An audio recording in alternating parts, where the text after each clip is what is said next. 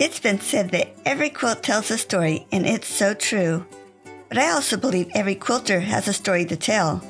I wanted to hear about the people behind these wonderful quilts and thought you'd enjoy hearing about their lives also. Welcome to A Quilter's Life. We had to drive on back country roads in West Virginia to meet Reberta Hall. Jenny Guthrie Kaplinger had told me about Reberta a while back, and I'm so glad it worked out for me to meet her. Should I have been concerned when Jenny and her husband Jim climbed into the truck to take me and said to each other, "Do you remember how to get there?"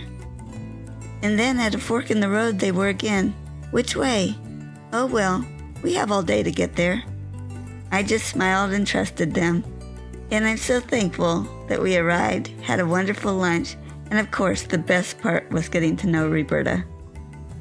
I know I don't remind you on each episode to go to the A Quilter's Life website to take a look at the beautiful quilts that are on each episode page.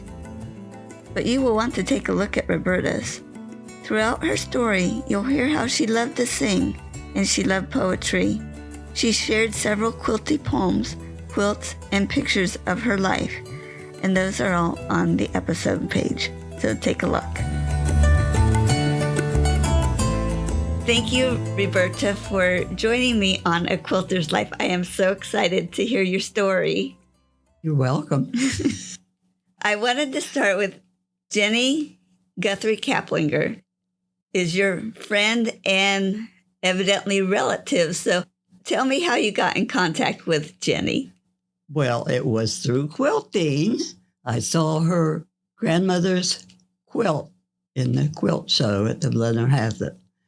And it said, made by Balderson. Anyway, I said, oh, I knew her. And so I asked somebody, and they gave me Jenny's number. And I called her, and I said, I knew your grandmother. She was my dad's first cousin. So that makes Jenny and my girl's third cousin. So we're family. Yeah. That is so neat that you got reconnected that way. We think so. We enjoyed her shop in Marietta. We've been there, and we've been to see her in Vienna. And she's been out. She made that family tree hanging for myself. Brought it when she came, so. She's so much fun to be around. Right. Talented. Oh, very. Well, let's start back and share where you were born and raised. I was born in Newell, West Virginia, and my father and mother worked at the potteries there, the Homer Laughlin potteries. But when the Depression happened, my father lost his job first, and Mom said he was the first house husband because he took care of me while she still had a job. So I think I've always been a daddy's girl. When I was probably 5 or 6, a person said to me, oh, you look just like your mother. And I said, I do not. I look like my dad. So she soon got laid off, and they had to come home to family because it was a depression. So they came to my grandparents for a short while, and then we got the farm on the same area. And the farm was in West Virginia still? Yes, Summerville Fork. About 1932 by then, I think. I had my first birthday at Newell. Okay. And can I ask how old you are now? Yes, I'm 94. 94. You don't look 94. I'm like Garfield. How are you supposed to look? My memory's failing. My eyes are failing. My ears are failing. I can't sing anymore, which is really sad. But I'm still kicking and quilting.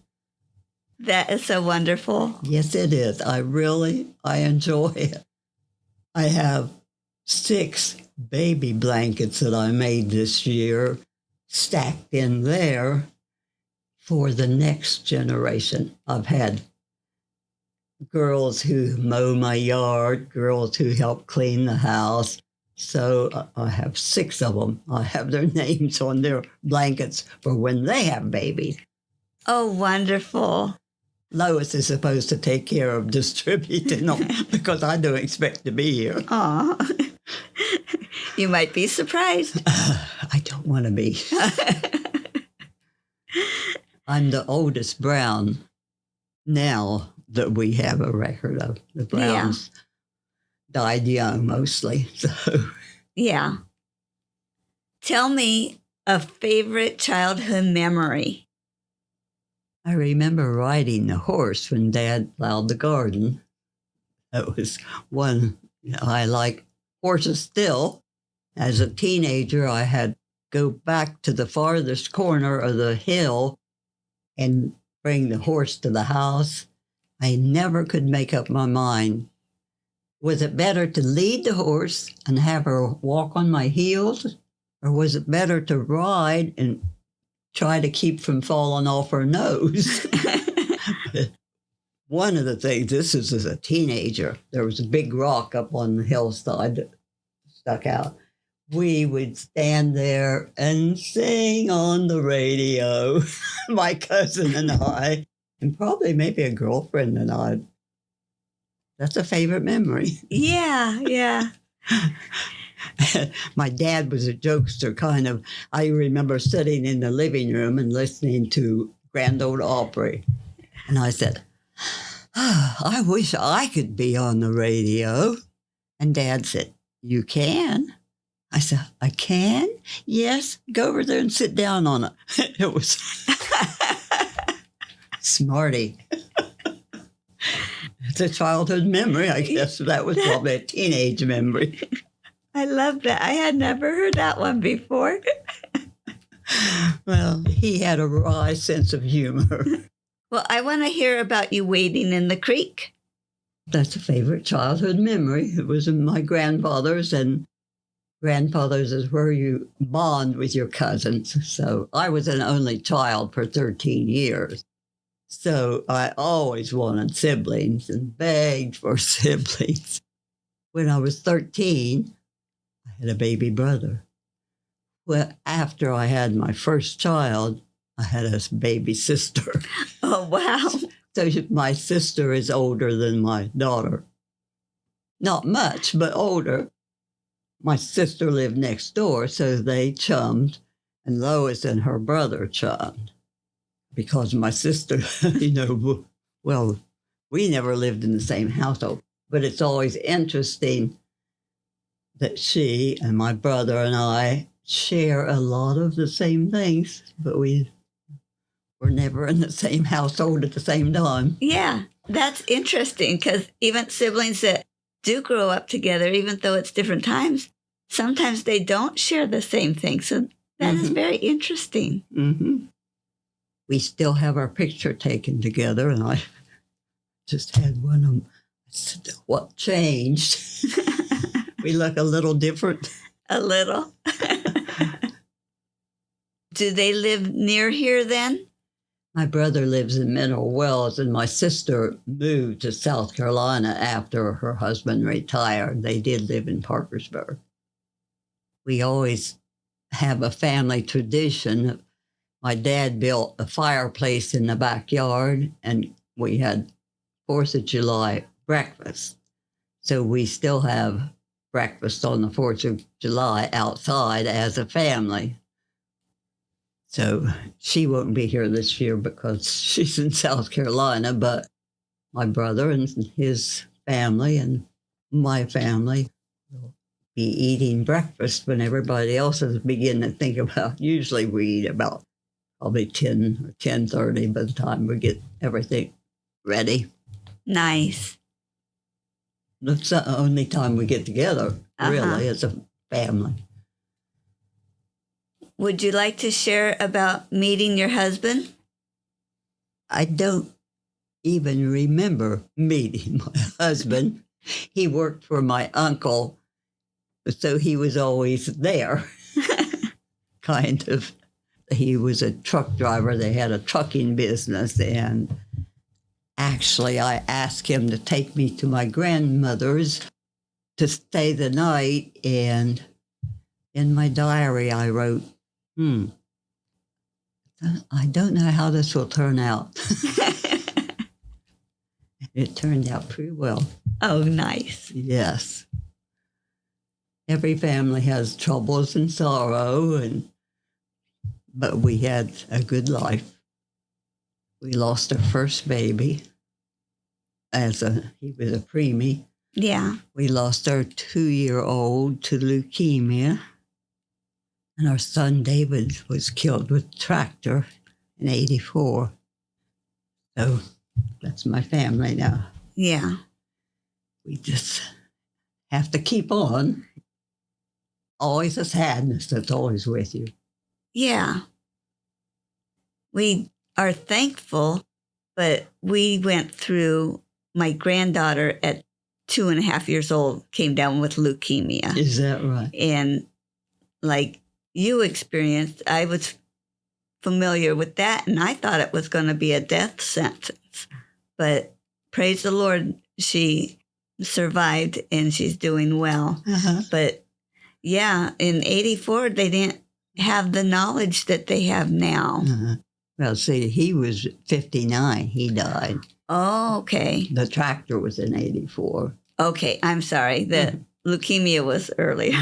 Right. It Yeah. was, but, we took him to Columbus. They sent us to Columbus around, I think, it seemed to me like January maybe. And they diagnosed it as leukemia, but we came home and he seemed to do pretty well until June, and I saw something on his knees or something, and he died in July. So he was in the hospital in Columbus maybe for 11 days, or, Yeah. it has been 59. Oh, yeah. my. And even at that, I bet those days felt like months. They probably just dragged on. That has to be really rough. But they have done so much with, as you say, your granddaughter survived. Yeah, yeah. It's wonderful what medicine has done. Yeah, what they've learned since. So, yeah, we're thankful, but it had to have been really rough. Mm-hmm. You told me that you've been living in this house for over 70 years. That's right. Can you tell me how? See this table? This table has been here since probably 1937 because we bought the place from my uncle, and this table was here and a big old buffet was there, and they were too heavy to move. They had lived here in the 30s. Yeah. So I stayed, ate here and went to school with their kids. And so I've eaten at this table for a lot longer than you lived. Yeah, here. 60, 80 some years. Wow. How did you buy the property, or how did you get to have the property instead of your cousin? My aunt was never happy here. They bought the place in 1937. I told you about the building. But she was never happy here, so they went, I think during World War II, probably they moved to Akron and worked in the factories. I know I have the scissors she used to cut rubber, and they needed to sell the place, so we got married. We needed a place to live, so we lived on his brother's farm on Spring Creek for a couple of years, and then we bought this place. And it is beautiful for here. $2,000. Oh, wow. A house and 100 acres. Oh, my. Imagine, $2,000. Yeah. But we had to borrow money to buy it. Yeah. And I remember at the bank we got 90-day notes instead of a loan somehow. And every 90 days we'd go back and renew it. It seemed like a long time. I have no idea how long it was. Yeah. It takes a while to get those loans or those notes paid off. Is there anything else about your family that you would like to share? Well, my husband was a farmer at heart. He wanted to live from the land, but you really couldn't. So he had to work. He worked at the Visco for a while, and he thought we could make it with chickens. And we sold the chickens because they thought when Andy died with the leukemia, chickens have leukosis, and possibly there was a tie there. So we sold the chickens, and he had to get a job again. So we had off and on. I had spent 1 year in Illinois at college. I lived with my aunt and uncle, went to college to become a teacher, but we got married. So in the middle 50s, somebody wanted me to take a class at Elizabeth. They needed 10 people for the college to open a class. So I took a class and started toward my degree. For 10 years, approximately, every summer I drove from here to Glenville and back for 6 weeks to take classes while my kids were teenage. I don't know what age, in the sixth. I graduated from college the year my daughter did, 1972. But in all that time, I was teaching. I taught 25 years, I believe. Oh, wow.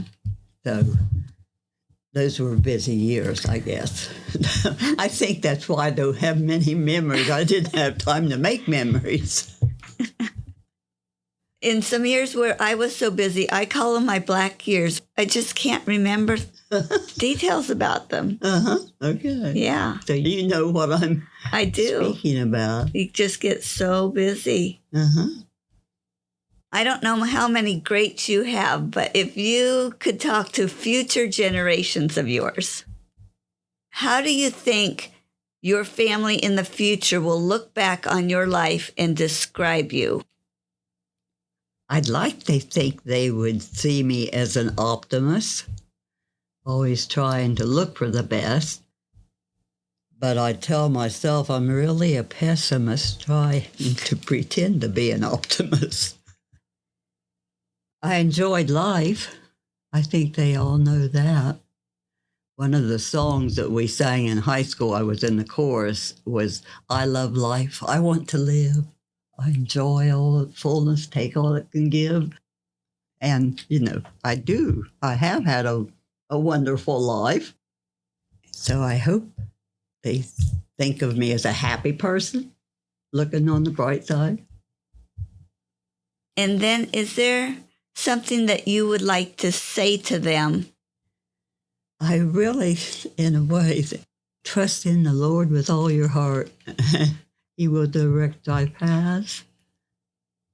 If you do that, you are looking on the bright side. Yes. Reberta, thank you for that. Well, then, childhood memories, back to that. My grandparent lived on top of the hill above Pee Wee, and I spent time there in the summer, I guess. In fact, I remember my dad and I walking from there, probably 10 miles, 8 or 10 miles. But I can remember sitting on the front porch, two old people singing the Haven of Rest. They had prayer in the morning, prayer at every meal, prayer in the evening, and sitting out there singing the Haven of Rest. Do you know that song? I do. Okay. Another one of those memories is I had cousins from East Liverpool or Chester New, whatever, who would come, and she could play the organ. And we'd go back in the parlor, and she would play the organ, and we'd sing our hearts out. Beulah Land, I think it is. That's the only song I remember we sang, but just looking back, we enjoyed that so much. And she and I have kept in touch all these years. So that was a happy time. Oh, yeah. And my grandparents did, I did have a Christian upbringing. Remembering, I lived up there I don't know if you noticed a little white church up on the ridge as you came by. That's where we went to church. In the winter, we walked. We would walk up the road, perhaps, at night. I can remember the next door lady had to carry the lantern so she could see. And sometimes we walked up a hollow. And the maddest I ever saw my mom was talking about religion. But anyway, we were coming down the hollow from church, and there was a tree across that little run, and I had to go prancing up that tree. Coming back, I slipped and fell in the creek. And boy, was my mom mad. My Sunday clothes? I was probably 12, old enough to know better, but I'm an outdoor person. I love to be outdoors. And do you want one about my dad? Sure, yeah. They were really good parents. My cousin who lived here and I were close when they lived here. She was 2 years younger. He had some soda crackers, and we wanted some, that was a treat, soda crackers. We wanted more. He said, you've got enough, you don't need any more. Well, we thought we did, but then he was right. We couldn't eat all those soda crackers, so we took them out to the outhouse and put them down inside the seat. Who would think of looking for soda crackers in a toilet? He did, and I got a spanking from my dad. But honestly, those are about the only 2 times I remember of my parents being mad at me. Of course, I was an only child, so I was maybe a little spoiled. Oh, no. I'm sure my cousins thought so, because there were several of them. Other than quilting, what other crafts have you done? I told you about the stool painting. Yeah, tell me about it again. Well, somebody brought a stool with pictures on it, and I liked it, and I made myself one from a pattern. But then we bought nice, sturdy stools, and we painted pictures on the stool to commemorate whatever that person's interest was. And we made stools for grandchildren and neighbors, and probably we did about 20. But I don't know what we used to paint with. My granddaughter said, probably we picked out pictures, and then I don't really remember. Evidently, quilting would be, because my grandchildren were basically born in the 80s. I made quilts for each of them when they graduated from high school, and I made quilts for my niece and my nephew, and probably those are the big quilts I made. I do flowers. Did you look around at my flowers? I probably planted at least 60 flowers this year. They didn't all grow but mostly they're still here. So I've always enjoyed outside, outdoors. My great-granddaughter was here a couple of weeks ago, and she's going to do a leaf project for 4-H. We walked out the lane, and we found a butternut, a hazelnut, a sassafras, dogwood, redbud, maple, pecan, hickory, walnut. We almost had enough for her project on one walk out the lane. How about an oak? Was there an oak in that too? Yes, we have oaks. There used to be a whole line of oaks along the fence. The road used to go right in front of the house and out to that building, around that bend, and down there when we moved here. Can you imagine the traffic? And they were going to put a new culvert down there, and my husband said, well, why don't you just put it up through there and, cut off this? So that's what they did. Nice. He donated the land, and they put the road from there at the barn up to the end of this lane. Nice. Now it's not going right by your door. The state road did that. That was a state road right in front of my house. Thank goodness. Wow. What I learned to drive on mud roads. Out there was a curve, really hard to get up. But by the time they did that, well, we just recently got Blacktop Road. When we came, it was a dirt road. In, what did I say, 74 years or 70? So you learned to drive on the dirt road? On the dirt I road. sure did. I've got a picture of the car and the road, and you can see how deep the tracks were. Oh, boy. And the steering wheel went around. It was a 29 Ford, and this was in 46. So it was an old car, but the steering wheel went round and around like that. It was harder. I ran out of the road twice. Harder to steer than it was to learn to shift gears. I guess I was the first female to get her driver's license in this area, because back then, the men did the driving, of course. And probably even a little bit after that. Uh-huh. Wow. I was the first paid secretary at Worth County High. Previously, the girls worked in the office, a different one each period. But my principal said if I would go to Mountain State for 6 weeks, then I could be paid to be secretary. $25 a week, I think. Wow. Yeah. I believe that's what it was. So I worked there a year, and then I went to college a year, and then I got married. And I guess you could say my life started. Yeah. Who introduced you to quilting? I didn't have to be introduced to quilting. It was all around me. Your mother and maybe aunts or grandmother, did they all quilt?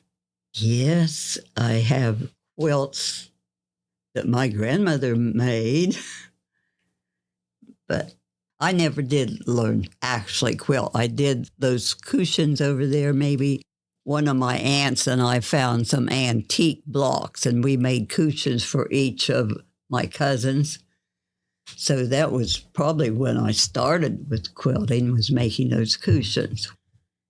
So we have a picture of my dad's yard with the quilting frame set out in the yard and a group of ladies up each side of the frame quilting in the yard at my mom and dad's.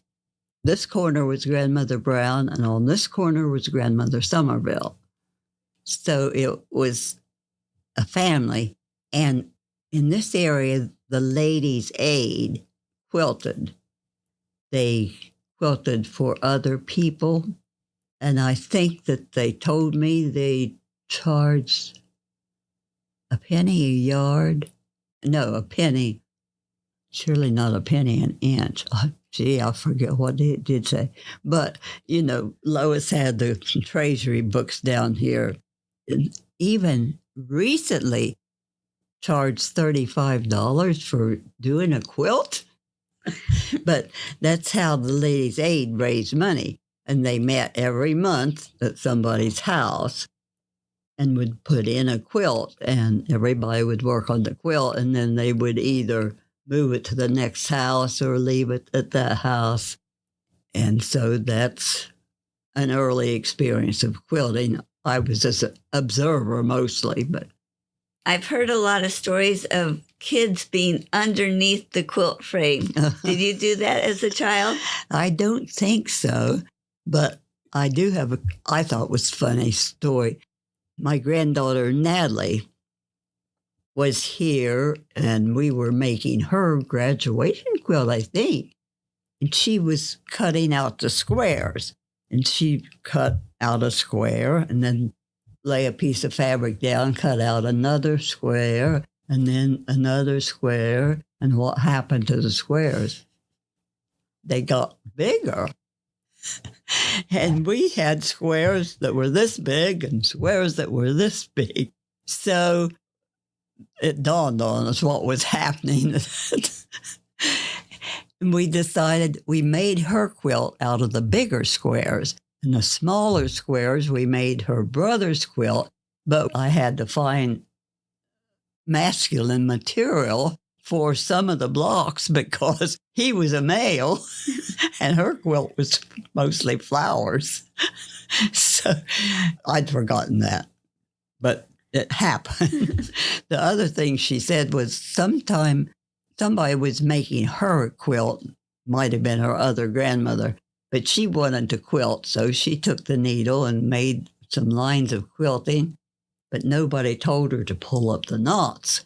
So they found her knots. I said, did they take them out? She said, no. She still had the quilt, and she found 3 knots under it recently, last week. She still had the knots. And one of the ladies' aide, had kind of a handicap, and her stitches were very large.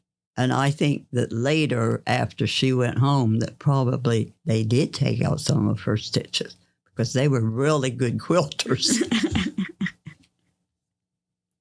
Out of all the quilts, whether it might be one you made or might be a quilt someone else made, but do you have a favorite quilt? I doubt it. My favorite quilts are crazy patches.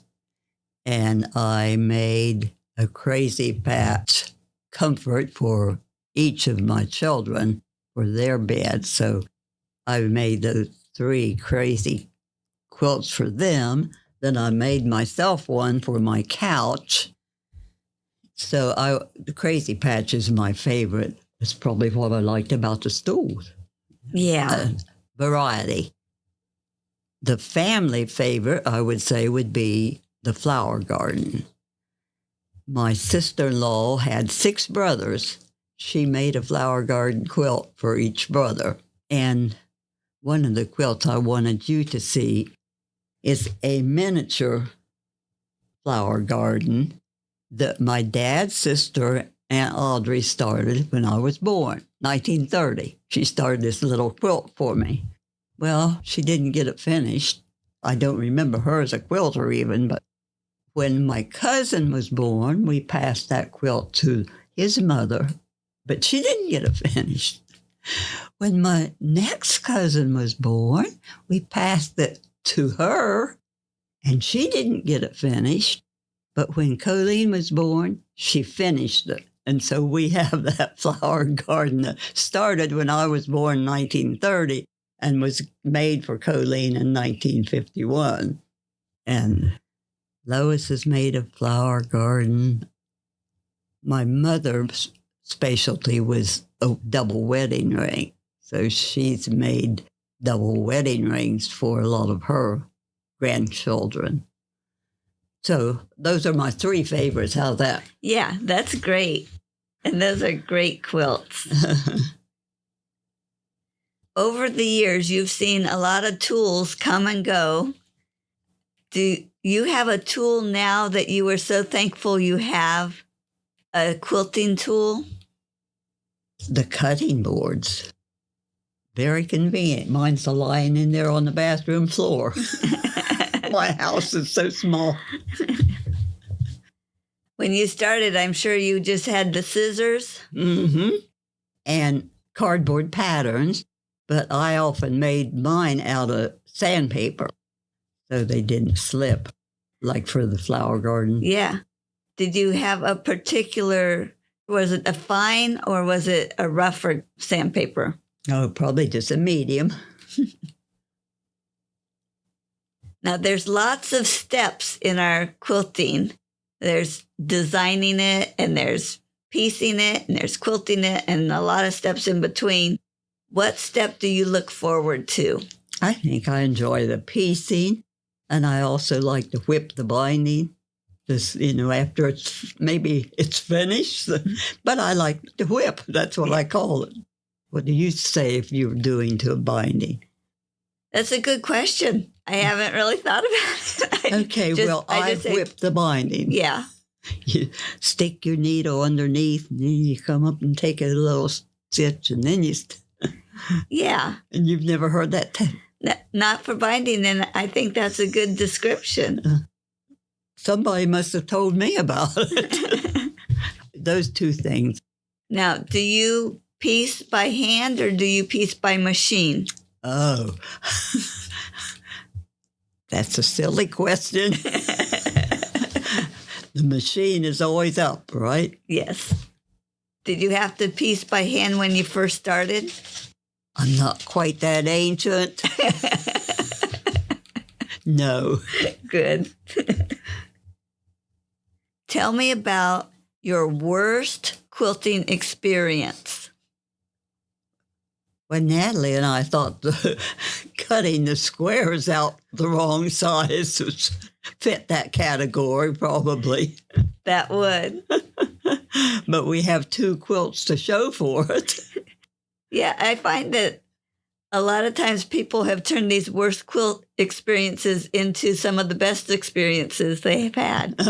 Well, none of the other grandchildren remember that, but the 2 of us. Yeah. You've had opportunity to do a lot of things and other things you could have done. Why do you think you keep making quilts? For the enjoyment, the pleasure, something lasting, seeing something finished, maybe. Yeah. Personally, for myself, I like seeing it finish for particular people. I have a poem in that book for you about quilts making good gifts. Who do you make your quilts for? Mostly relatives. I'm also curious, were you ever part of a quilt guild? No. Were there others that you quilted with at any time? Did you quilt with family, or is it just always something you did by yourself? Well, I think I told you I had helped one of my friends. I probably helped her with 6 or 7 quilts that she has made here. Another cousin made quilts here, but... So you mentored other quilters? Yes. It was a fellowship time, as you said, but by that time our quilters had died, and by the time I might have started quilting, we had a church group over in Jackson County that was still quilting. So we've taken quite a few quilts over to them, and they just kind of, I guess I was a part of their group. I never quilted, but they just took me under their wing, and we took quilts over, and they quilted, and we paid them, and they came here. We had them for lunch in July. Usually they come over for lunch on the porch in July. So I did have a group for a few years, but they're going now too. Yeah. Are you working on a special project right now? I told you I finished the baby blankets. I got them done. The only thing right now, I have, over the years, I've done a lot of throws for nursing homes. And I have done for the Linus Project. Oh, good. I have done baby blankets for them. They're in Parkersburg. Well, now you have some things to show me. Describe what this is. According to family history, this lady, Margaret Somerville, shared the sheep. My cousin wonders about that, but I think the women did take care of the sheep a lot. She combed and spun the wool, which she used to weave this bed coverlet. And that's what's left. The back of it is as attractive as the front. From here, I can't tell what the front is, really. That's all we have left. We're trying to get it assembled to take to the museum. She made this little sewing kit. Oh, cool. She made this quilt and gave to my grandfather probably when he got married in 1902. And that quilt is still in the family. Thank you so much, Reberta. I so much enjoyed getting to chat with you. You're certainly welcome. I've enjoyed meeting you, and we'll listen to your blog. Great. That would be wonderful. Goodbye. Bye. Thanks. You can find more stories on aquilterslife.com or subscribe on your favorite podcast player so each episode will be downloaded automatically. Also, I want to hear about you and your wonderful quilts. Please contact me, Paula Chamberlain, through the website to set up an interview. And as always, thanks for listening.